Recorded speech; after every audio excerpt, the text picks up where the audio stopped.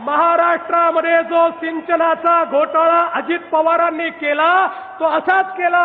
धरणं केवळ कागदावर आहेत आणि 100% तिजोरीमध्ये गेले।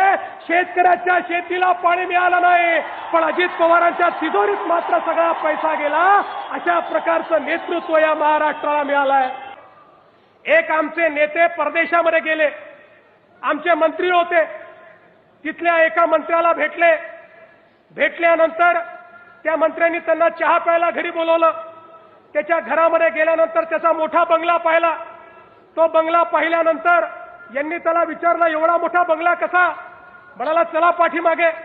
आपल्या मंत्र्याला घेऊन पाठीमागे गेले।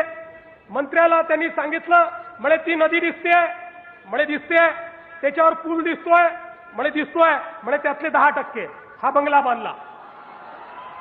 1 वर्षानंतर तो विदेशातला मंत्री आपल्या देशामध्ये आला आणि आपल्या काँग्रेस राष्ट्रवादीच्या मंत्र्याला भेटला।